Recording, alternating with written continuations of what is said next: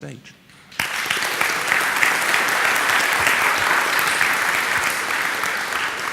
Okay, it's good afternoon now, isn't it? Thank you very much for coming. So obviously I'm Gail, this is Thomas, not the other way around. Is that moving on? Please move on. No. Are you kidding? Sorry about this. Tech support, somebody please? My slides are not moving. It's a nightmare, isn't it? Am I not mirrored? Extend? No, we want Duplicate? duplicate, yeah. Let's try that. You should do what you do on the screen. Nothing's ever easy, is it? Yeah, you're on. You're on. Lovely. Oh, I bet that'll work now. Hardware, eh? Right. Okay. So, quick outline of what we're going to do here. First of all, a quick bit about why we're here, not in the existential sense, but in the why are we here today from Bournemouth University talking about this. Thomas will talk then about misconceptions of autism, the benefits that autism can bring to cybersecurity employers, and also the challenges that brings, but also the challenges that presents for the autistic person themselves. And then we're happy to take questions afterwards. So starting a little bit by introducing why I'm here, one of the things I lecture in at Bournemouth is cyberpsychology. I also lecture in programming. So my cyberpsychology lecturing is not in this nice cuddly psychology department with the pretty little blue people holding hands, people connecting together. I teach it, notice the pretty soft colour scheme, I teach in cybersecurity management. Very different aesthetic, all black background, little lights, little computers talking to each other. No people involved at all. So you can imagine teaching cyberpsychology in this is a pretty hard sell. And a lot of people coming into it thinking, why are we doing this fluffy crap? We're technical people. Sorry, code of contact. Why are we doing this fluffy stuff? We're technical people. So the reason we do it, this picture here is of Narcissus. One of the things we talk about is personality, and particular personality types that make people more inclined to engage in cybercrime or more susceptible to becoming victims of cybercrime. We talk about behaviour in groups and the way people will do things as a member of a group that they might not do as an individual. So it's very easy for impressionable people to get roped up in a group doing some action online without really understanding what they're doing and doing things that they wouldn't do face to face. Or bullying, trolling, things that they wouldn't go up to people and say in the street, they will do online. It's a very different environment in some ways. We talk about influence and persuasion, so the ways that attackers can fool people with phishing emails, social engineering, the ways that people can be coerced into doing things, but gently coerced. So they barely notice that it's even happening. And because we need people to be more cyber secure, we talk a lot about behaviour change and how you effectively train people to understand better what they need to do. And finally, we talk about cognition and the shortcuts, the mental shortcuts people take that make them vulnerable to being conned, the various sort of visual things that can be done, the mental shortcuts in decision making, and things like that. So one of the things I always show my students is this. So would you care to tell me what it says? Okay, so hands up who saw Paris in the spring. Okay, hands up who saw Paris in the spring. Okay, keep your hand up if you hadn't seen that before. Okay, so a few of you are really sharp on your observations, but a lot of people don't notice that one. Which brings me back to Narcissus. So a lot of my students, when they fall for that, they have the same problem with the Stroop task, the one where you name the colours rather than the words, as everybody else. They have a limited working memory, and a lot of them, Thomas tells me, have said, oh yeah, I recognise that in the narcissistic personality type, that's me, or that's someone I know. And they recognise themselves in there. And I talk in these things about we, as people, generally. And Thomas has brought me to realise that in doing that, I'm actually being rather exclusive, because it doesn't include Thomas. Thomas sees Paris in the spring. Thomas did the most fantastic working memory exercise at the front of a lecture theatre, phenomenal digit span, where, I mean, it's hard enough at the best of times, and at the front of a crowded lecture theatre, well, not crowded, let's be honest. It was 9 o'clock. It was fairly crowded at the time. It's a phenomenal feat of memory for most of us, for neurotypical people. So, also, applying these concepts is really, really hard if you don't understand them. You can remember them perfectly well, absolute clarity. But it's no use to you if you can't then apply it to the situations that you need to in cybersecurity. So I've been trying to be more inclusive in the wording of it, and I've worked with him one-to-one on how you might apply it as almost as a principle rather than oh, I know what it's like sort of thing. But I've got a long way to go with that. And I think it's really helpful for someone like me, and maybe for others, to hear from people on the receiving end of that, just how we can help them into education and into jobs, because that different perspective is really valuable in cybersecurity. So this is where I'm going to hand over to Thomas to tell you about that. There you go. Okay, what is autism? Autism is a big, scary word, but the actual definition of it from the National Autistic Society is a lifelong development disability which makes us see the world differently from many of you guys in the room. It's a lot. Right, common traits of autistic people. We have poor social skills. I just don't do people at the best of times. I'm blunt, I'm rude, I'm arrogant. All these words apply to me. Repetitive. Truthful. Yeah, truthful. I was once told I will give someone's opinion no matter their feelings, whether they cry or not. Yeah, repetitive behaviour. I have repetitive behaviours of numbers. I can remember every IP address I've ever logged onto, every password and username I've ever used, pretty much. Every machine I've ever had or every place I've ever been, I can remember the name. Heightened senses. I have an incredible sense of hearing, taste, and smell. When I'm at home, I can hear my dad's car coming from maybe from the end of the street, and we live at the other end. I can hear other people's conversations at the back of the room here, as clear as you would standing next to it. So be careful back there. Enhanced memory and intelligence. My form of autism does give us enhanced memory, almost eidetic, which means if we understand it, we don't forget it, which is useful and not useful. Okay, I'm just going to show you this clip. It's from the film The Imitation Game about Alan Turing. He's been diagnosed with Asperger's syndrome personally because of the way he acted. And this is kind of a thing that will sort of demonstrate, well, this, I hope it works, just shows you a bit of talking to an autistic and how we can misconstrue things and how it can annoy the hell out of everyone. The boys, we're going to get some lunch. Alan? Yes? I said we're going to get some lunch. Alan, Yes? can you hear me? Yes. I said we're off to get some lunch. This is starting to get a little bit repetitive. What is? I had asked if you wanted to come to lunch with us. No, you didn't. You said you were going to get some lunch. Have I offended you in some way? Why would you think that? Would you like to come to lunch with us? What time's lunchtime? Christ, Alan, it's a bleeding sandwich. What is? Lunch. Oh, I don't like sandwiches. Never mind. How do I get, just escaping, how do I get back? Okay. Please don't play on. How do I? Yeah, that's all right. Sorry. I thought it. Wouldn't it be nice if I didn't do that? Just close the tab. There we go. Right. Sorry, back to that. Okay, so as you can see there, we're very straightforward people. You ask us a question, we will give you a direct answer. If you ask us to do something, we will do exactly what you want us to do, nothing more, nothing less. We'd make very good civil servants. All right, so these are some of the misconceptions of autism. We don't speak. We can't function in society. We just don't. You know, we don't wash, we don't bathe, we don't eat, we don't do anything. We live in our heads. All-consuming obsessions. Yeah, the people that, write down every number plate they've ever seen, remember every colour of car, make, model, that kind of thing, have to know, read every book on a subject, something like that. Genius-level intellect. Rain Man. We've all seen the film, I assume, where everyone thinks he's a genius, could read one book with one eye because he was autistic. Yes, this does happen, but not to all of us, and especially not to me. These are the misconceptions. The Rain Man, obviously, his brother has to look after him, he can't function in society, he can't hold down a job, can't do anything but his particular thing. Alan Turing, that sort of film shows a lot about autism and how he sort of interacts and how he doesn't get on with people and how he upsets the big guy in charge down here, and fights with them because, he calls him arrogant because he said, let me try before, and then we'll know if it can be broken.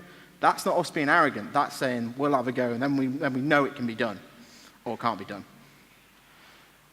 In reality, we're all individual cases. If you know one person with autism, you know one person. I myself have high-functioning autism, also known as Asperger's syndrome. I'm quite rare because I speak. But if you ask another person with the same condition as me, they would have a completely different perspective on what I'm saying. They might say, that's stupid, why does he do that? And we're all individual people. That's why it's a spectrum and not just a condition. Benefits of cybersecurity, problem solving. We're very, very good at problem solving. We think outside the box. We don't do what you as normal people would do. We look at it and go, I wonder what happens if I did that. Lack of preconceptions. When I talk to someone, I always treat it as the first time I've ever met them. I don't take any preconceptions in from what they've said to me from day to day. So I treat every bit of information as new bits of information with nothing built up over it. Enhanced memory recall. As Gail said, I can do the party trick with the numbers recalling and that kind of thing. That's one of my tricks. Also pattern recognition. We did a unit on digital forensics, which is hunting down rogue bits of information inside pictures and stuff. And I managed to find every 200 pieces in about 2 hours because my brain just works that way. And all the other guys in my class are asking, how did you find that? How did you find that? And I can just look at it and know there's something there. Lack of social inhibitions. I can't lie, and most autistics can't. And we don't really get social interactions at the best of times. So if you want someone to sugarcoat it, don't come to us. When I was working, I once walked past a lady in her office who was bawling with tears. And everyone was like crowding around her, and I hadn't noticed. And I went up and I sent an email to my boss saying, why has Jen not done this? Well, her mum's just died, and I sent one back saying, so? Because it didn't appeal to me why that was important when we had work to do. Okay, so problem solving. If you give us a problem that most people haven't seen before, we'll look at it and go, okay, well, let's try it from this way, and this way. And we're not bothered, well, I'm not bothered by failure. Every time I fail, I think, well, I don't do it that way, I do it this way, I don't do it that way. Trying stuff doesn't phase most autistics. We'll have a go, and if we don't do it, we'll try again. So that first attempt in learning thing really Yeah, does first attempt describe in it learning for you. is just basically us. We just don't care. I'll have a go. It's like most of our exams. Everyone's terrified about their exams. I just turn up and have a go because at the end of the day, that's all you can do. Yeah, and pass. Yeah. This is a quote from Mark Twain. It's what you don't know which kills you. Because if you go in with preconceptions, especially about security, if you go, oh, it's this, we saw this yesterday, this particular hack that came in through this firewall, it's exactly the same, you're going to get caught because it might not be. It never is. It might be, 9 times out of 10, but it's that 10th time that kills you. Our attention to detail is massive. I'm a stickler for following the rules. If a lecture starts at 9 o'clock, I'm there for 9 o'clock.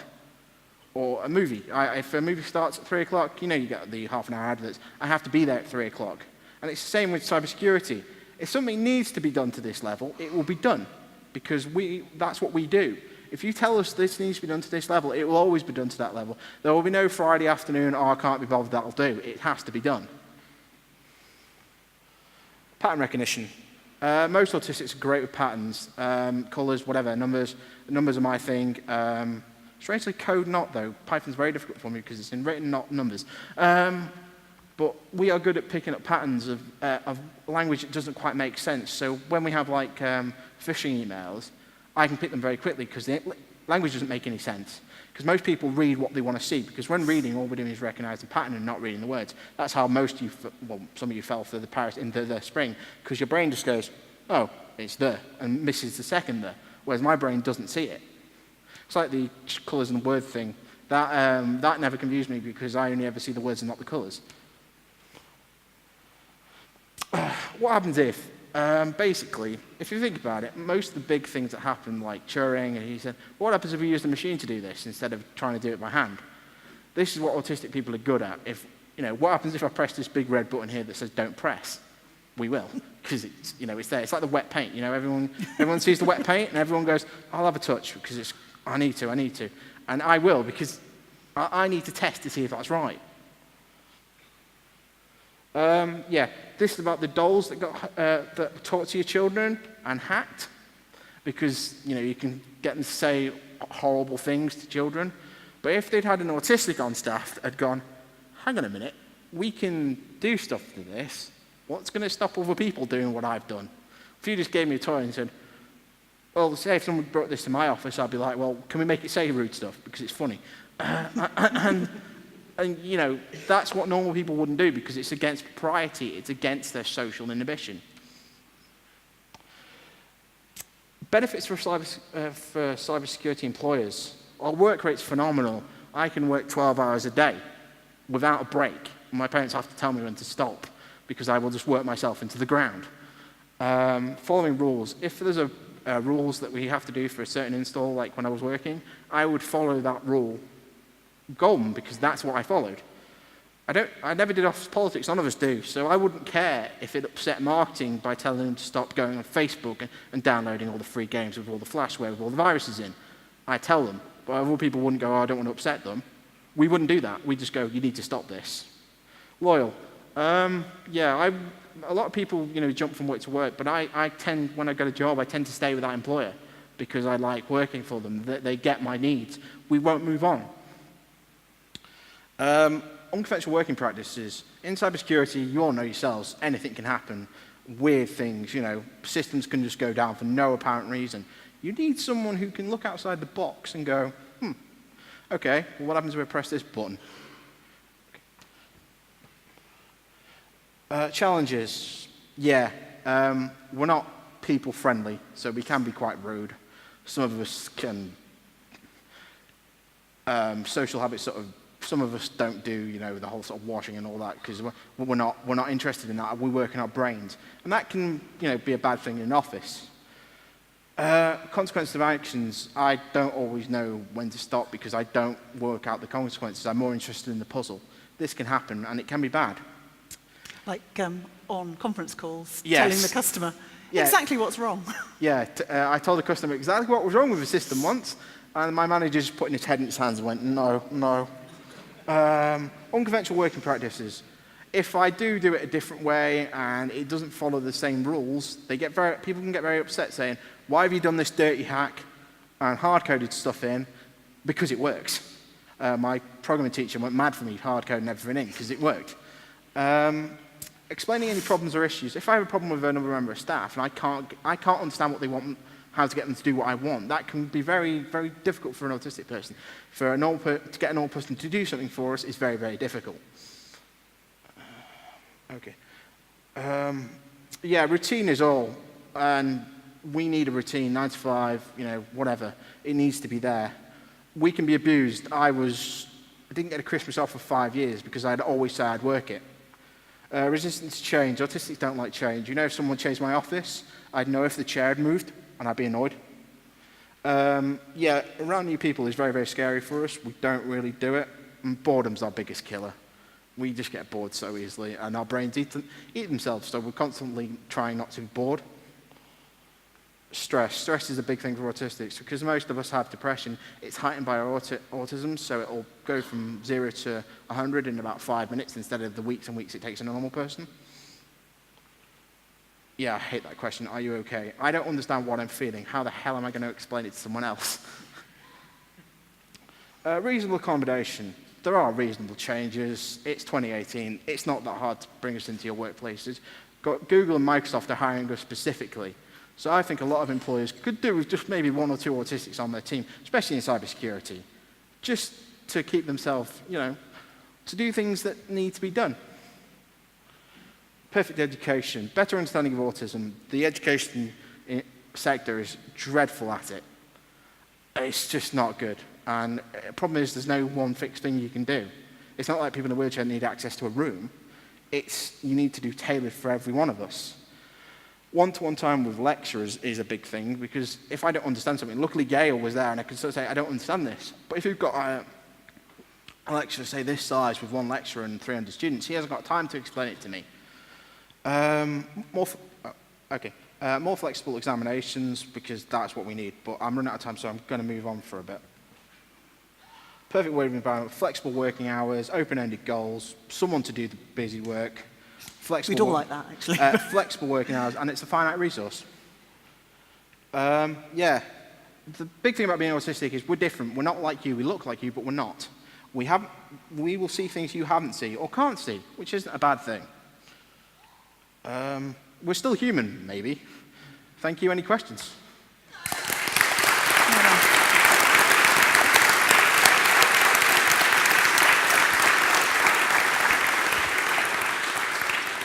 Thank you very much, Thomas and Gail. So we do have a couple of minutes for questions before the next room change. First question.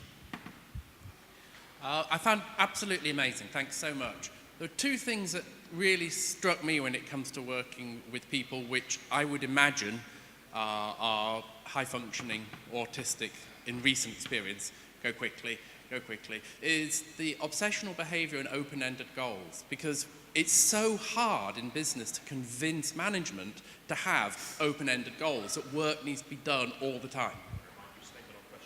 Sorry, I wondered if you had advice around how to broach that and the benefit to employers. I apologise. Well, in my employment history, I was a network admin, and it was my job to look after the network. And my goal was to make sure the network had 98% uptime. How I did that was up to me. So it's those kind of goals. It's like cybersecurity. You'd have to do like, we want to take our attacks down from 100 a year to 50. And then you just give us a way of, and then we'll go away and think of a way of doing it, come back to management, say this is what we're going to do. They can see it, and then we can build it from there. It's kind of like a research, for university professors, they go, what do we do for this? So is it like telling you what, but not how? Like Yeah, with the Python programming, do this thing, but the fact you've hard-coded it is... Just tell us what you want doing, and we'll tell you how we're going to do it when we've figured something out. That's okay. Is there another question?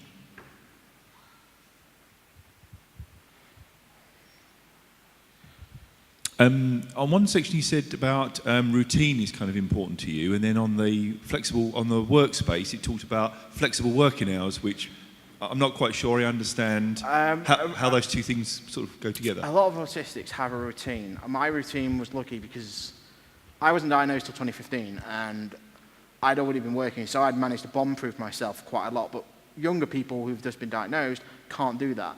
So they might only want to work from, say, 7 till 4 or 8 till 8, something like that. It's not a bad thing because I work shift myself. I work, more early normals and late, so it can be done. It's just that kind of thing. Also, to understand that you will manage as management yourself, you'll have to tell them to take a break, because if they're obsessed or into it, they're not going to stop. They're not going to get a drink. They're not going to look after themselves. It's basic human resource management, basically. Yeah. Do we have another question? There's one down there. One.